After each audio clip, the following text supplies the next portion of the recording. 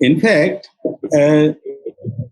the name of your institute itself is very inspiring. In particular to me, you see, graviton plays a very, very crucial role everywhere in the world of science, everywhere in the world, in nature, in the universe, everywhere. And also in my own personal life, I always think in terms of these objects like gravitons, and we would have about 40 minutes time to try to understand and try to discuss and talk among ourselves. This very important concept of the so-called graviton. We would, of course, you are a student of this institute, and I am sure that all of you must have given some thoughts to what the meaning of this word graviton is. And as Mr. Madan said, I have little more experience than you people, so little more wisdom maybe of some kind in some particular field. So let me try to give you my own thoughts on this topic called graviton.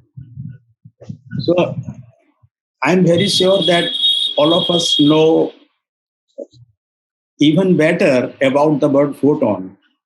You see, without light, you cannot see anything. So photon plays that role in our life. The quantum of excitation of the electromagnetic field, and that is your photon. So graviton is just analogous to photon.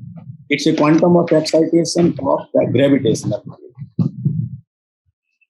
So if we have these two fields, electromagnetic field, gravitational field, you see both of these interactions, gravitational interaction as well as the electromagnetic and gravitational interactions, both are long range forces. So practically they go all the way up to infinity. You see, their presence, howsoever big they might become, but they are present.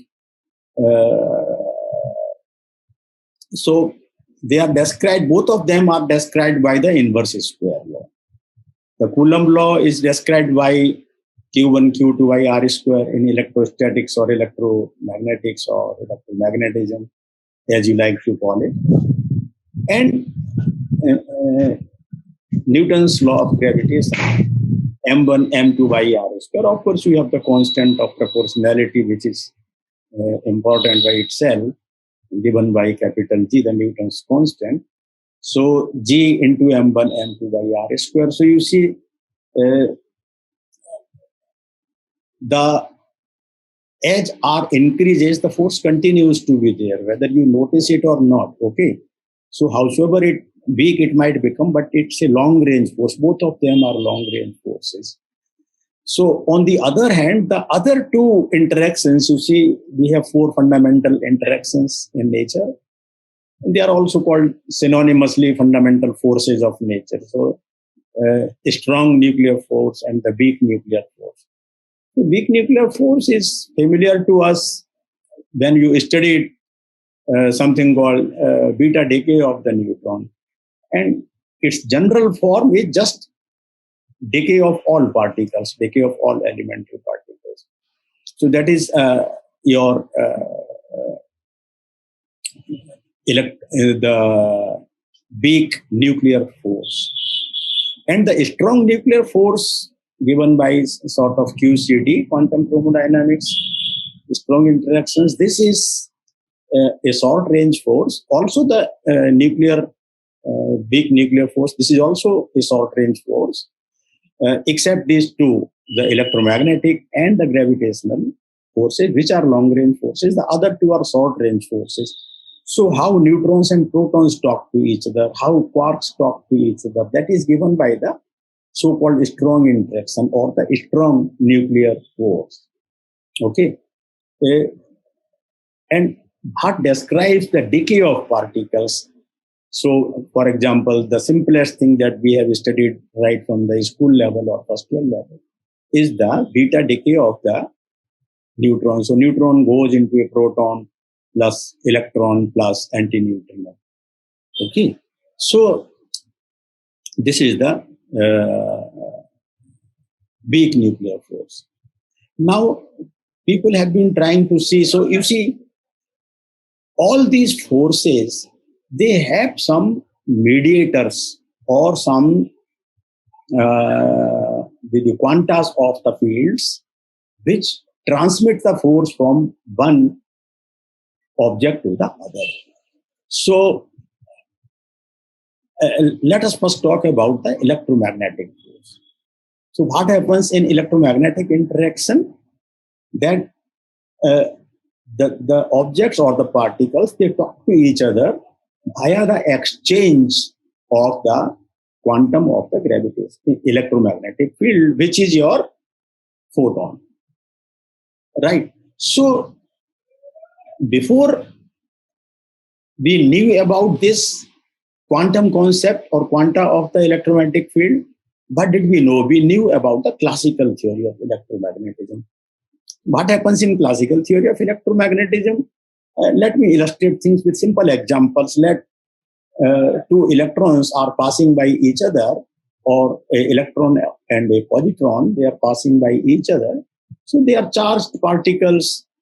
If they pass nearby, they would be able to influence the trajectories of each other. So that would be, so to say, deflecting or changing their trajectories. So classical interaction. And what happens in the quantum interaction? How is the concept different in quantum theory? In quantum theory, when one electron is propagating, or a positron, any charged particle is propagating, it emits a photon, and the other object can absorb this photon, and this is how they feel the presence of each other. You see? So the interaction takes place at the quantum level. As we say, the interaction between these two charged particles takes place via the exchange of the photon, which is the quantum of the electromagnetic field. Now, what would happen? And similarly, what happens in the strong nuclear force? There are 8 force carriers, which are called as the gluons. So 8 different kinds of gluons. And in the weak nuclear force, there are 3 force carriers, which are W plus, W minus, and G0, as they are called as. So, yes, somebody wanted to ask me something or interrupt? No? Then I continue. So these W plus, W minus, and G0, the force carriers of the electroweak interaction, gluons, the carriers of the strong interaction or the strong force, and photon, the carrier of the electromagnetic force of the electromagnetic interaction. They are all called vector bosons, because vector you need to know in your master's class. A 4 vector AMU has 4 components: A0, A1, A2, A3. Okay, so the U1 gauge field, which is photon, is given by this 4 vector AMU. Okay, and that automatically brings you to the special theory of relativity. Without that, you cannot understand the modern physics. So you see, now on the other hand, the gravitational interaction or the gravitational force, here the mediator is not a vector but a tensor, and that is your graviton. So graviton is a tensor particle. And you see, what is the how does graviton come into the picture? So let me first try to explain what is the difference between the Newtonian gravity and the Einstein gravity? So for this, let me consider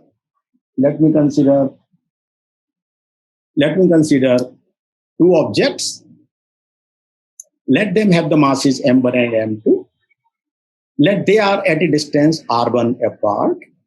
I calculate the force between them, the gravitational force between them. F1 would be g m1 m2 by r1 square.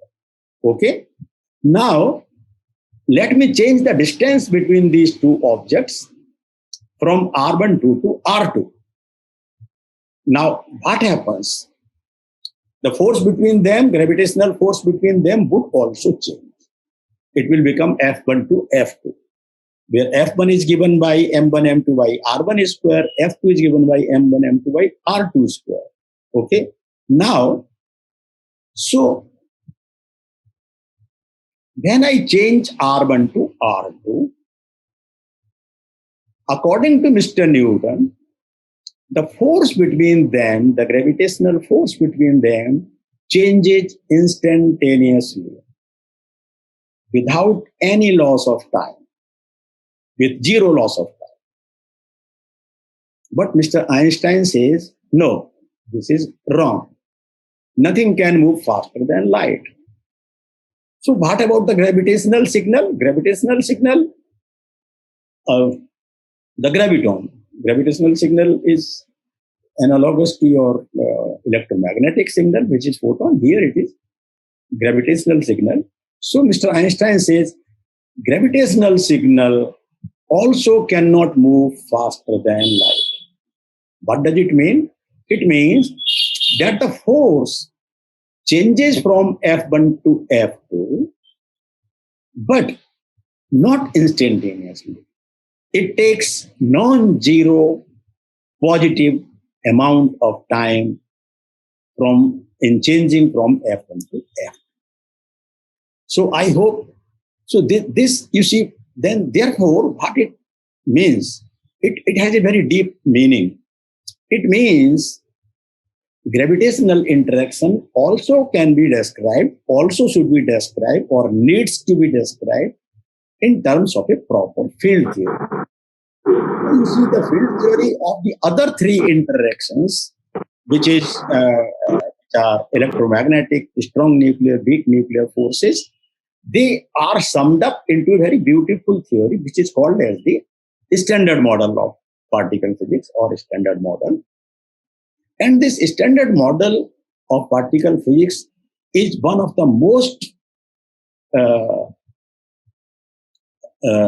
most accurately tested theories of nature, which has been experimentally verified to several digits.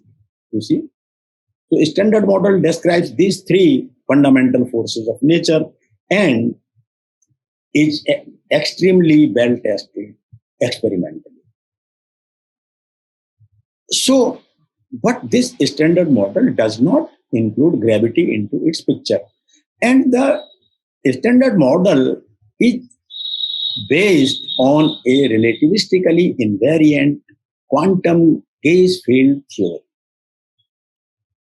And as I just illustrated with a simple example of Newtonian versus Einstein gravity, so the gravity also must be described only in terms of a field theory. And that is the correct way, where quantum of gravitational field is a graviton. Okay. So we have a little bit better understanding about the graviton. However, these forces, you see, are gravitational interaction is much, much weaker than the other three interactions. So if I divide the strengths of all these four interactions, let us say by the strength of the strong interaction, which is responsible for describing how neutrons and protons talk to each other, or how quarks talk to each other. Okay. So if you divide the strengths by the strength of the strong nuclear force, so so just to make a relative judgment about the strengths of the various forces, then so strong would now have strength 1. In that scale, electromagnetic interaction has scales of the order of fine structure constant 10 to the power minus 2 to 10 to the power minus 3. Weak nuclear force would have a strength of the order of 10 to the power minus 12 to minus 13. And gravitational interaction on the same scale, relative scale, would have the strength of the order of 10 to the power minus 39. So you see, this is the main difficulty, that the gravitational interaction of the gravitational force is so weak, relatively so weak, you see. So for all practical purposes, one tries to ignore, or one wants to forget about the gravitational interaction, but that's not the correct way to do it. It is there. Okay, we need to know it. So let me give you one thought experiment. Let me first tell you, supposing two protons are sitting at a distance r apart, you calculate the electrostatic force between them. Two protons sitting at a distance r apart. You can calculate Q1, Q2 by R square. Okay, where Q1, Q2 are the charges of the proton. All right.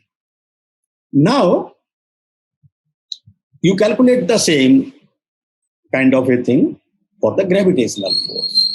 You calculate the gravitational force between them, the two protons sitting at a distance r apart. You calculate these two, and then you find, if you divide one by the other, or if you compare the two, you find that the strength,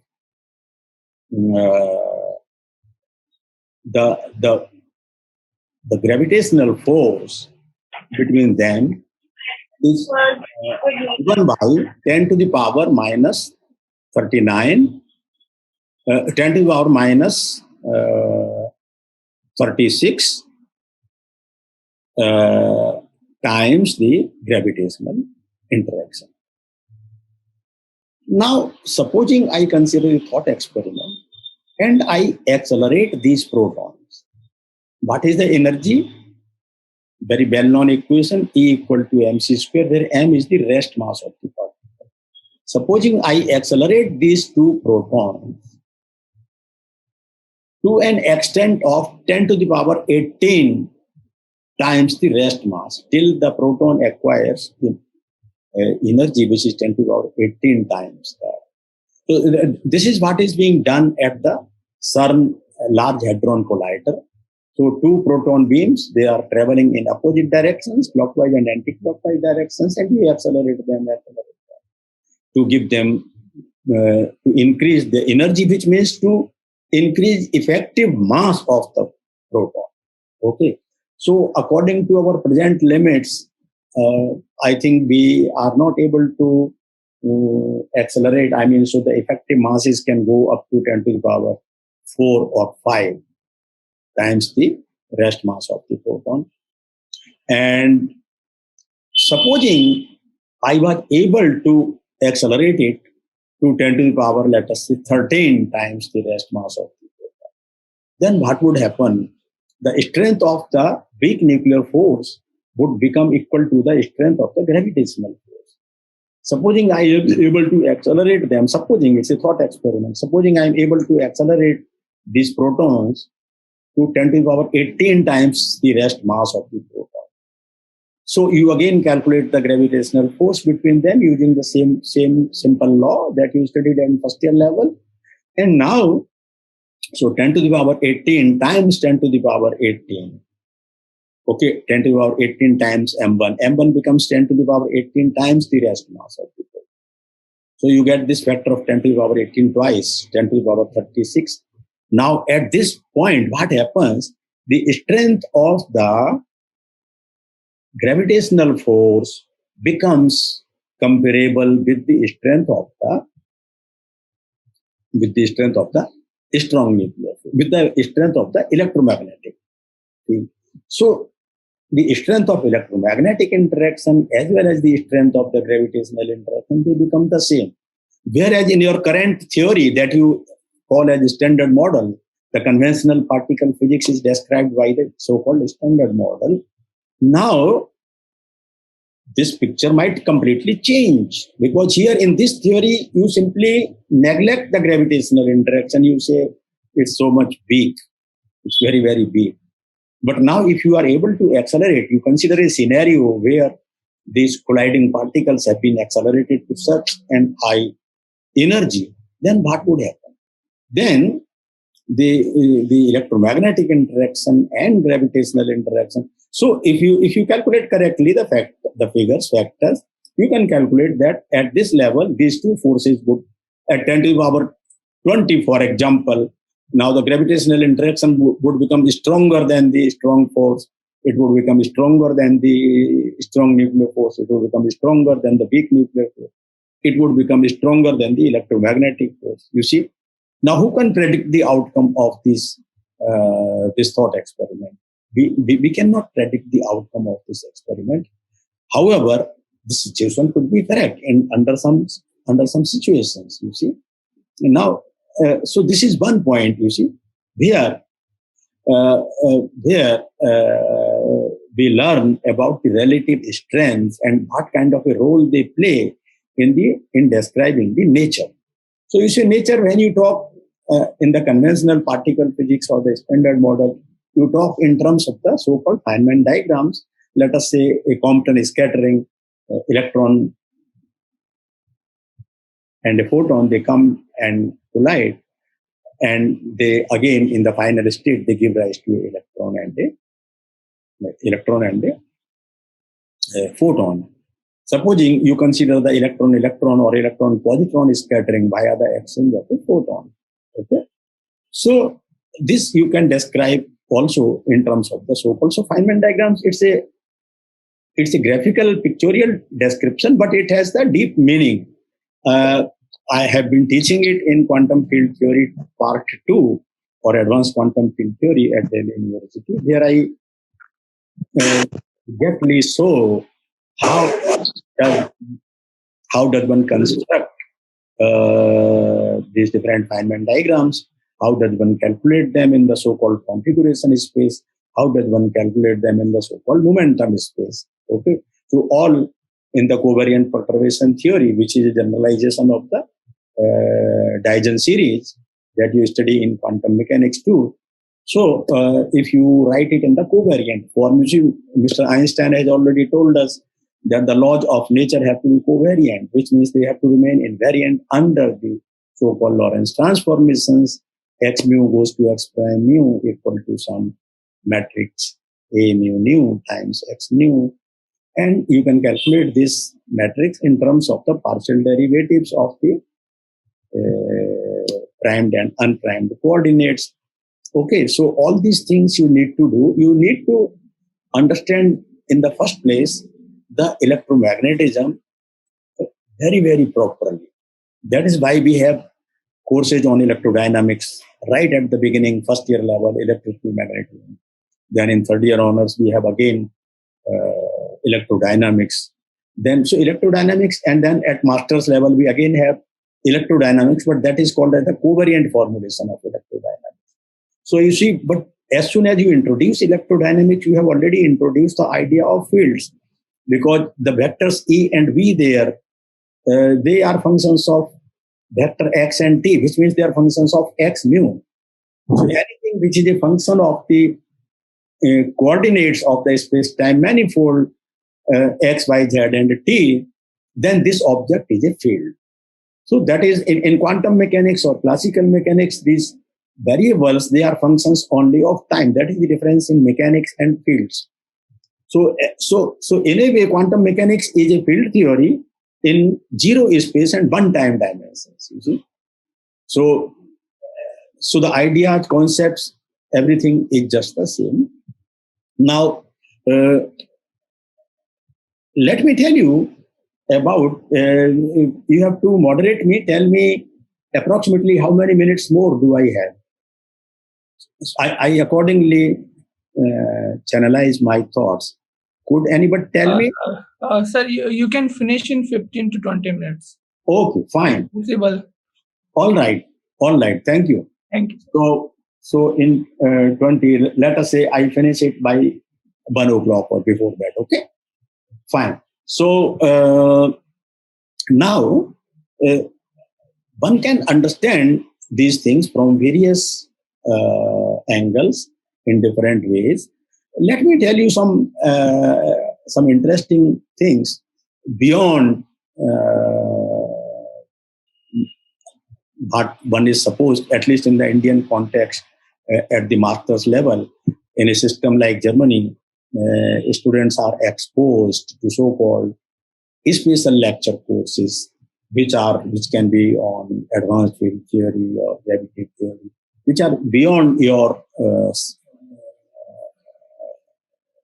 usual courses.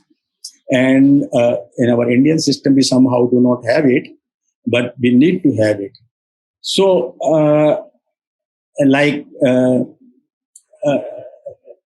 I mean, some important concepts like supersymmetry and supergravity and superstring theory, I would mention them only at the conceptual level. And they are, so you would come to know the meaning of graviton in a wider context. So, in the first place, let me tell you that there is a beautiful symmetry which is called as supersymmetry. In the algebraic sense, you can just think that you have bosonic variables and fermionic variables. At the school level, we don't tell our students that whatever algebra they are doing, they are dealing with bosonic variables, which are commuting. So if you write a term x into y square, or if you write y square into x, it does not give you any error or mistake in your calculation, because these variables x and y, it is assumed that they are bosonic variables. So you can flip around their positions without creating any trouble with the minus sign. But supposing they were, or some of them were fermionic variables. So fermionic variables are anti-commuting. So they can change their place, but they pick up a minus sign. Okay. So this is what you see, the advent of the fermionic variables in our physics or world of science, which has changed the entire scenario of the science. It started something like exactly 100 years ago, you can say around 1921, 22. Now we are living in 2021. So in the 1920s, you see, then there was a very famous experiment called Stern-Gerlach experiment. What you do in Stern-Gerlach experiment, you pass a beam of silver atoms, which have a silver atom has 47 electrons. So if you pass it through inhomogeneous magnetic field and you collect the spectrum on the other side, what you obtain is that you obtain two lines. But according to the theory of orbital angular momentum, which was known until that time, okay, 95 years ago or 100 years ago, people knew about orbital angular momentum, but they did not know about spin angular momentum. So the orbital angular momentum theory, the magnetic moment would be proportional to the vector L, the orbital angular momentum operator L. So, and it has eigenvalues 2L plus 1, little l, 2 into L, which is little l plus 1. So it is going to be odd number. Okay. But what you obtain in the spectrum of the Stern-Gerlach experiment is an even number. You get two lines. So even for small l equal to 0, you should get one line, but you get two lines. Then the guys like called as Uhlenbeck and Gaudsmit, they thought, is it possible that there is some kind of intrinsic angular momentum that the system has got? So here the fundamental constituent for the silver atom, you think in terms of the electron, 47 electrons. So does it have some intrinsic angular momentum? That turned out to be true. And that changed the entire world. You see, this is the So uh,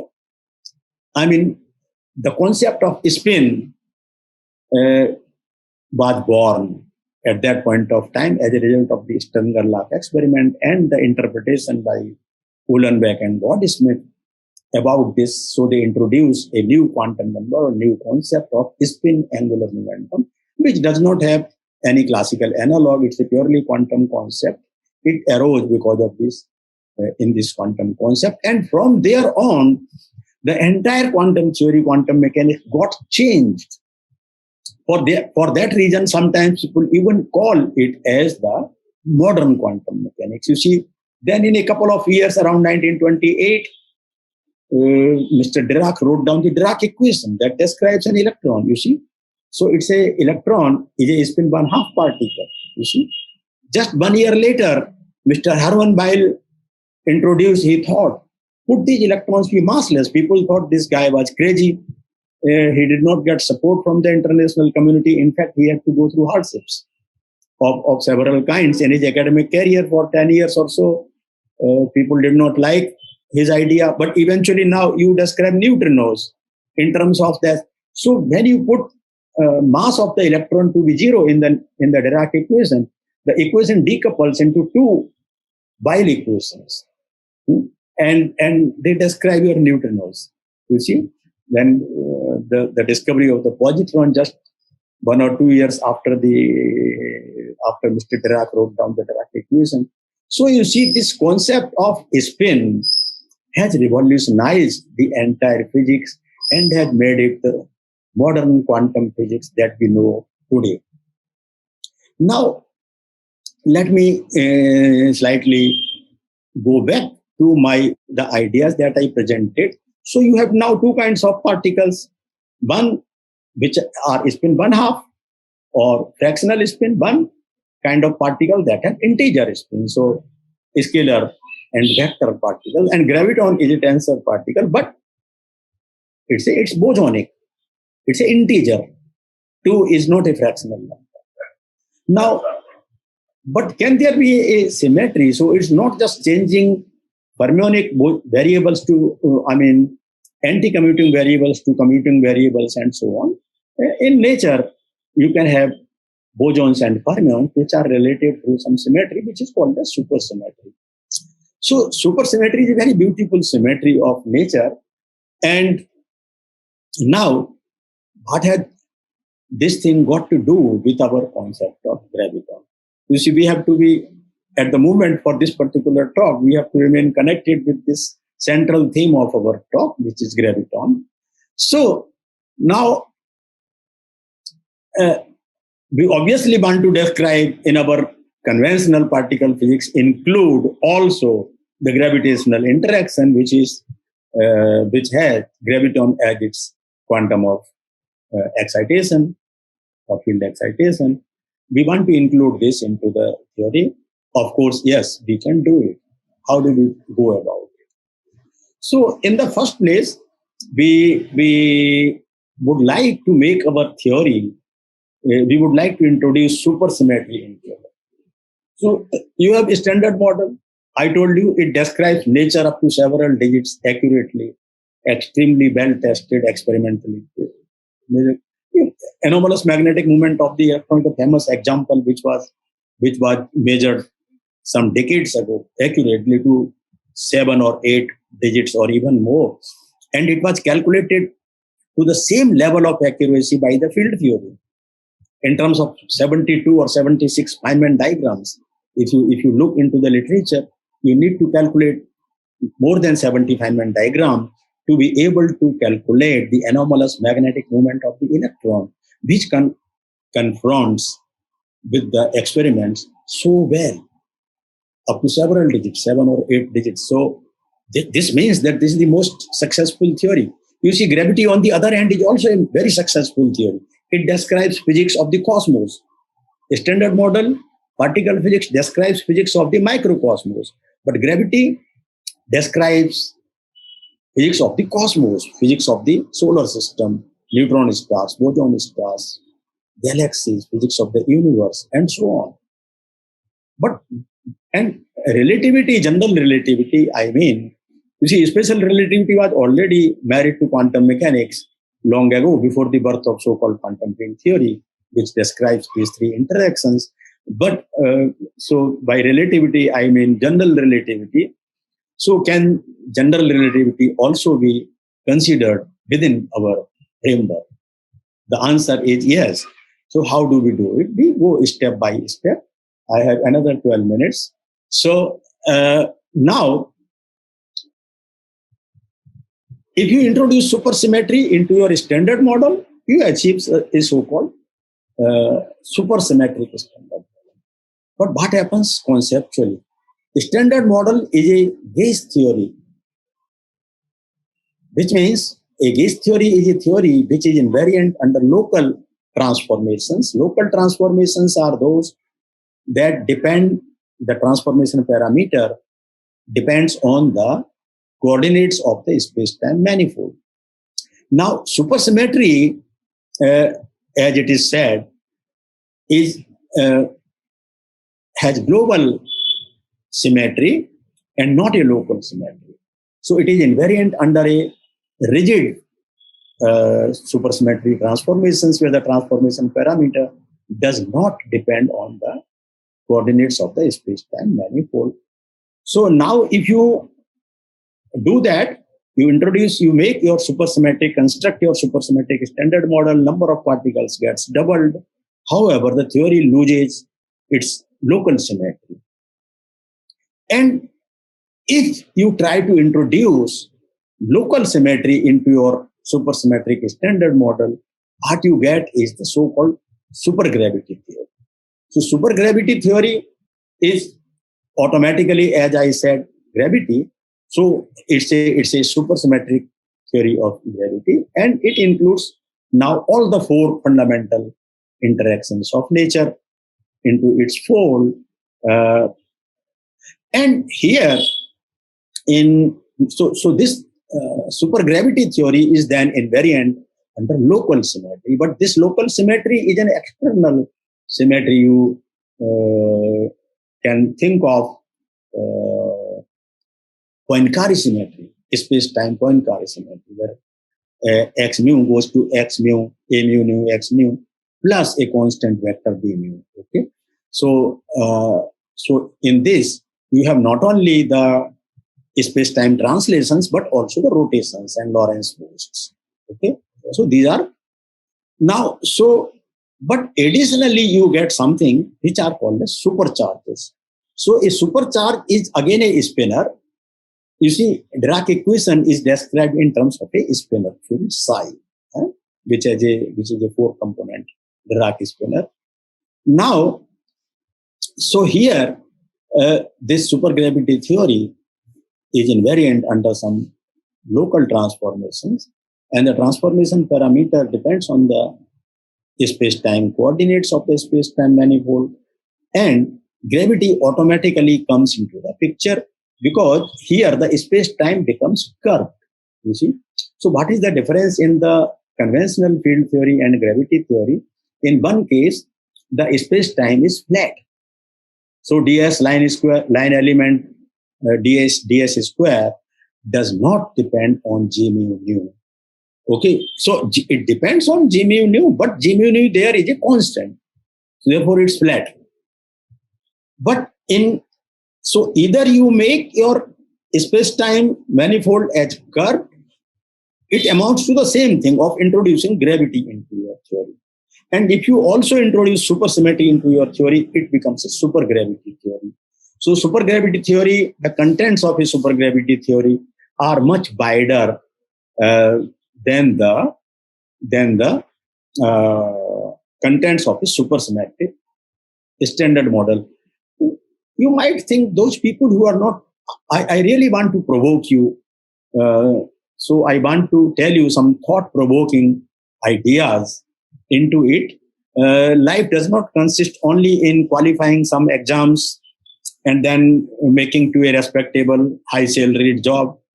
But life also consists in thinking of some beautiful things of nature. You need some people to do that, but all of us need to know it up to some extent. Okay, We don't need that each one of us becomes an Einstein. That's one Einstein is enough. But each one of us needs to know a little bit better. So we need to have a curious mind and try to understand what is happening. So here I would tell you that supergravity theory is a theory of gravity. Supersymmetric theory is a theory of quantum gravity and of zero-dimensional objects, which are particles and fluids. Why do you talk in terms of quantum gravity?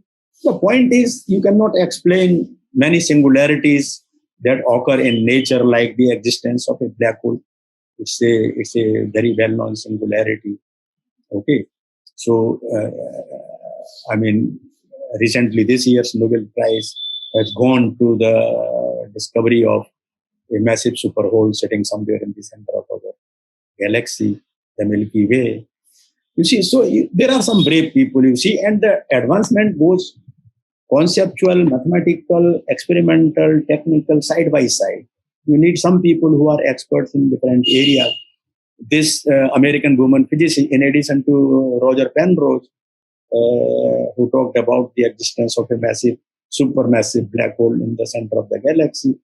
This woman, Andreas Ghez, sitting in California, she was able to measure, she spent, you see, this one particular star called SO2, star or some such star, it takes 16 years to take one revolution about this massive, supermassive black hole. How many days we need to make a revolution around our sun? Our Earth takes 365 days to make a rotation. Okay, Mercury takes much smaller days. So now what happens when your Earth comes back to the after one revolution? It does not come back exactly at the same point, but so the axis of this elliptical orbit, the major axis of this elliptical orbit, has rotated a little bit. So this is called as advance of perihelion. So it's more accurately measurable for, because it's more appreciable for the motion of Mercury, Buddha. So, and it was 1841, you see, when a French astronomer, I think Leverrier or somebody, who measured it accurately, the advance of perihelion of Mercury. And theoretically, general theory of relativity, you can calculate this advance of perihelion in this general theory of relativity accurately, and it tallies with what Mr. Leverrier found it in 1841, this astronomer. What has this got to do with our supermassive black hole sitting in the center of our galaxy?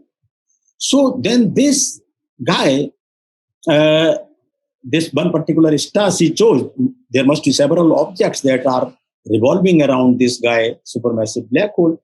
But this team of this Nobel laureate Andreas Ghez, they picked up one particular object and they traced its trajectory. It took 16 years to complete one orbit.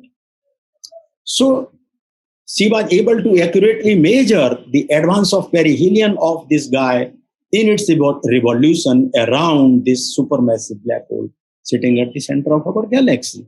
So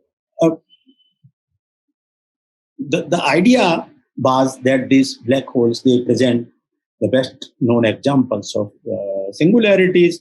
The best well-known example is the Big Bang. You see, the universe was born at the time of Big Bang, which is 13.7 billion years ago. And you see, at the time of Big Bang, all the fundamental laws of nature were already born at that time, 13.7 billion years ago. We are trying to learn them now, understand them now, measure them, their predictions now, but they were predicted at that very time. So if you run the universe backwards in time, it hits upon a singularity called as the Big Bang. So your general relativity also fails there. Conventional general relativity, field theory of general relativity, breaks down near as you approach a singularity, whether it's a black hole or a Big Bang or whatever. And there you need to understand the things correctly, and for that you need a theory of quantum gravity. So supergravity, as I said, is one of the simplest examples of a theory of supergravity. It has some limitations, but it has predictive power and it is finite order by order in perturbation theory. But it could even be the correct theory. For example, in n equal to 8 example, I want to tell you in particular, n equal to 8 supersymmetry, which means 8 supersymmetries in the theory. It's called extended supersymmetry. If I consider a theory of a supergravity theory, then there is a concept of helicity. I am running short of time. I could continue to talk and talk, but your time limit is approaching. So this, with the concept of helicity, you can, if you have 8 supercharges in your theory, you apply it to a state with helicity 2, which is the graviton, has helicity 2. Then, if you apply the supercharge once, it annihilates the state and produces a state with helicity reduced by 1/2. So, a spin 3/2 or a helicity 3/2 particle, which is called as a gravitino. So, gravitino, and if you apply 8 different supercharges, so you have 8 gravitinos in this theory with n equal to 8 supersymmetry. And if you apply 2 supercharges on the same state, it annihilates it twice. So you get a spin 1 particle, a vector particle. Then you apply it again, you get a spin 1/2 particle. You apply it again, you get a spin 0 particle. You continue to apply these supercharges, 8 or their combinations. So you construct a spectrum. You start with a graviton with helicity +2, you end up with a graviton with helicity -2. So +2, +3/2, +1, +1/2, 0, -1/2, -1, -3/2, and -2. And you can also calculate the number of these particles. It would be 1, 8, 28. It is given by NCR. Okay. So 1, 8, 28, 56, 70 scalars. And then on the other side, they are also, so this gives a complete picture. So n equal to 8 supersymmetry I have mentioned, supergravity theory I have mentioned, because this gives you a kind of a unified picture. And you see here, so this, and the way you construct this helicity is in terms of a Pauli-Lubansky polarization vector and the generator of the Lorentz space translations P mu. So one can think of a superparticle which has got these different particles as different polarization states of the same particle. This could even be a supergraviton with its different polarization states, 8 gravitinos, 28 vectors, 56 fermions with spin 1/2, 70 scalars spin 0, and then on the other side with negative helicity. And then in another 2-3 minutes, I would mention that there is another possibility that instead of considering 0-dimensional particles and fields, I go to 1-dimensional objects which are extended in space and time. I again construct the field theory of these extended objects called as the strings or superstrings. And here, the mass spectrum of the closed superstring theory contains as a subset all these things that I have just mentioned to you in the name of supergravity. So, for example, n equal to 1 supergravity would have 1 graviton and 1 graviton. This is the gravity supermultiplier. If I have 2 supersymmetry, which was the Einstein's dream theory of unification of electromagnetism with gravity, you have 1 graviton, 2 gravitinos, and 1 vector photon. And these things are obtained as a subset in the mass spectrum of the superstring theory.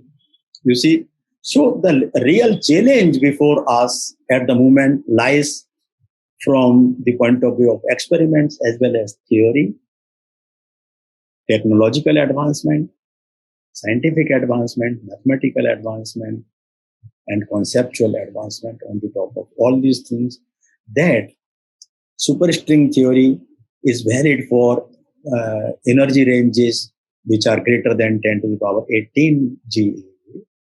Supergravity theory is applicable below that energy range. And what is observable physics is described by standard model or supersymmetric standard model, which is at the ordinary energy scales that we see in the nature or in the Large Hadron Collider at CERN. So we have to bridge the gap between these. We have to go either from observational physics to supergravity theory to superstring theory, bottom up approach, or we have to have bottom down approach. We start with superstring theory, we come down to supergravity theory, we further come down to the observable supersymmetric standard model and make contact with the observational physics. And so, you see, I have given you some, and this, to conclude, these gravitons you obtain in the mass spectrum of the closed superstring theory. In supergravity theory, I have constructed, I have told you in short, this is the best I could do in this much available time. So you have these graviton, gravitinos, and vectors, supergravity multiplex. Okay. And I gave you the most difficult example is that of n supersymmetries. And you see the number of Feynman diagrams would be too large. And you really need brave people to calculate them. And you really need brave people to develop the corresponding technology and experimentation on the other side. You see, so you need scientists, you need engineers, you need thinkers, you need everybody, you see, to be able to proceed further. So it's not Mr. DSK alone also cannot do much. You see, I can only provoke you, give you some thought-provoking ideas and maybe lectures to, so that, but eventually younger people like you have to work, you see. It's the future of the nature, discovery, understanding of the nature, mankind, it depends on the younger people like you. And so I entrust this responsibility to bright younger friends like you. And I like to express my very, very sincere thanks to the distinguished audience for their very kind patience of putting up with me for 40-45 minutes now. And with that, let me conclude my talk. This is not going to be the end of the world. Okay, in my teaching at Delhi University, I sometimes say, one of my students pointed it out to me, called Subham Rana. He told me, I had forgotten, but I recollected. Yes, I told, मैं कोई गुजरा हुआ वक्त भी नहीं हूँ जो कि वापस फिर से ना आ सकूं. आप जब बुलाएंगे, I would be back again with you. With those words, I thank you all, your entire team, your entire participants, with my lots of best wishes to all of you. Thank you very, very much. All the best. Thank you, sir. So with this note, we want a promise to you that you would be continuing the next upcoming days with the Graviton. Okay, sure. Thanks for this nice talk and a very informative talk. So any audience who wants to ask any question or wants to interact with Professor DSK, so we have 5 to 10 minutes for the interaction section. If you want to interact, if you have any kind of doubt, you can want to ask anything. You can ask anything with him. Sure, all questions are welcome. Okay, feel free to ask. Absurd questions. Don't worry about this.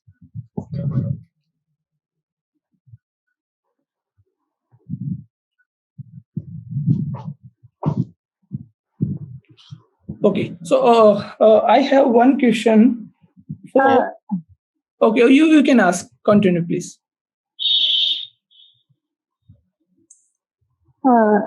Thank you so much, sir, for this very interesting talk. very informative talk, and you have explained the things in a very simple, very interesting way. So I just wish to ask that for a lay person, if one wants to read about this supergravity and superstring theory, so can you suggest some article or some book? Yes, sure. That's a very, very important question, very beautiful question. And let me address it to everybody. So the best thing is to see the first year level students should concentrate on what is mechanics. Try to work out each and every step. Uh, try to read basic concepts of mechanics, special relativity. In the first place, classical mechanics is most important thing, you see. So because it is the classical theories which are the richest theories, and you construct their corresponding quantum theories through standard procedures. And so classical mechanics is the most important. Then you can couple it with special theory of relativity. You can construct relativistic mechanics. You can construct quantize the theory. You can construct quantum mechanics. Then you introduce a special theory of relativity into it. Try to construct relativistic quantum mechanics, and there you end up with equations like Klein-Gordon equation, Dirac equation, and so on. All right. And in classical mechanics gives you the principle which is called as the variational principle. So you start with any action and you use the variational principle, you end up with some equations of motion. They describe things for you. So in classical mechanics, the entire information is contained in the definition of the Lagrangian or the action of the theory. Whether it's mechanics or field theory or supergravity theory or superstring theory, everywhere you need those concepts, very first few concepts that you learn in classical mechanics. Okay. In quantum mechanics, the entire information is contained in the definition of the state vector. State vector, or synonymously the wave function. So if I take a state vector alpha and I take its scalar product with some x prime, and I construct a wave function in the configuration space, I multiply its scalar product with p prime, I construct a wave function in the momentum space. So you see, and then so the Klein-Gordon equations and Dirac equations are there even in the relativistic quantum mechanics. So what happens if you talk about them in field theory? In field theory, they are field equations. In relativistic quantum mechanics, they are equations that describe single particle motion. So they are relativistic single particle wave equations. In field theory, they are the field equations derived using the variational principle from some action or Lagrangian of a theory. So they are field equations, and this is the main difference in relativistic quantum mechanics and relativistic quantum field theory. And so here you also introduce the concept of metric. We will do it some other times for sure. And if you make the space-time curved, okay, so your line element ds square, if I had time, I would explain. It's a generalization of the Pythagoras theorem of measuring. If you are sitting in a room, you have three dimensions, dx, dy, dz. So sum of dx square plus dy square plus dz square is the square of the diagonal ds square. This ds square is called as the line element. Okay, so you generalize the Pythagoras theorem from 3 Euclidean space to 4-dimensional Minkowski space. You introduce one time dimension also, and with the Lorentzian signature. So the signatures of the terms in dt square and dx square, they have to be opposite of each other. That is the meaning of Lorentzian signature. So you need to actually clarify, thresh out, understand the basics, which are really cannot be classified into classical or quantum or mechanics or field theory. They are the basic concepts, are just the basic concepts which hold true everywhere, you see. And this is what you do also in, so I mean, whether you talk in terms of standard model or supersymmetric standard model or further generalized supergravity theory, everywhere you write if you want to start with the classical level, so you start, construct, define a action or a Lagrangian, use the variational principle, obtain the equations of motion, construct the corresponding quantum theory. So here you will have the corresponding quantum theory would be a quantum field theory. And now this would be in a curved space-time, okay? Not in a flat space-time. And this is for zero-dimensional objects. For there are additional issues with the why does one go to string theory? It's not a fancy thing that I love mathematics or I like to do complicated things. No. Actually, in the first three interactions, the singularity at r equal to 0 is being smeared out by the Heisenberg uncertainty principle. But in gravity theory, there is no such counterpart of a Heisenberg uncertainty principle. So singularity at r equal to 0 in the gravitational interaction, m1 m2 by r square, cannot be smeared out using the conventional Heisenberg uncertainty principle. So what one has to do is one has to sort of generalize the uncertainty principle in the sense, so delta x is, let us say, h cross by delta p plus a constant which is denoted by alpha prime, which is the Rayleigh law, very famous constant in the literature, you can know it, times delta p by h cross. So what happens if you write down Feynman diagrams for the calculation of any physical process in conventional field theory, the distances delta x can go all the way up to 0 and momentas can go all the way up to infinity. And that gives rise to divergences in the theory, in the results. So, but you have to make sense out of it. Now, if you generalize this uncertainty principle, what happens? Now, delta x does not go all the way to 0 and delta p does not go all the way up to infinity. So those divergences are being taken care of. And therefore, the super string theory is a super renormalizable theory, which does not give rise to infinities arising because of the zero-dimensional interaction vertices, because now the interaction vertices are spreaded in space and time. So I would like to suggest to you that in the first place, try to look at all the basic fundamental concepts, beginning from mechanics, relativity, quantum mechanics, the elementary non-relativistic quantum mechanics, then go to relativistic quantum mechanics, go to special relativity, try to marry quantum mechanics with special relativity, you construct quantum field theory, go further, try to find out shortcomings, what are the things that you still need to know and that you do not know. And for each and every individual of us, we know our weaknesses, we know what we do not know so well. So we have to fill up the gaps by ourselves, you see. And that keeps you easy, you see. I mean, this is my main driving force. This keeps me going. I think and I try to understand. And if I have some good audience like you, I try to explain also. So have I answered your question to some extent? The answer is, has to be a big one, a vast, because your question was so fundamental. And hope she will get the answer. Yes, sir. So yes. So with that, thank you so much, sir. Thank you. So if anybody wants to ask question, we will share Professor DSK's contact or his email ID with you all. So you can directly ask to them after this occasion also. Oh, so sure. You're always welcome. I do that actually very happily. Yeah, many students and young friends of mine from various corners of the world, actually, they remain in touch with me all the time. They keep asking me something and I try to help and explain things. That is your kind gesture, sir.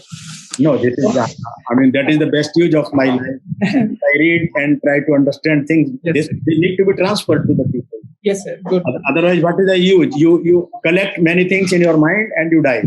Yes. So, thank you, Professor DSK, for such a nice and informative talk. So I surely said that it will enhance the knowledge of all the participants, and Really, it's wonderful talk. So personally, I am not expert in this field, but I learned a lot from this. Actually, I'm not even talking of a particular field. I'm just talking of some Yes. various fundamentals. Even though there are no slides, it involves a lot of mathematics also. But you make it so interactive. So The idea is not to frighten the people. It's not. Idea is not to. But you need equally high level of advancement in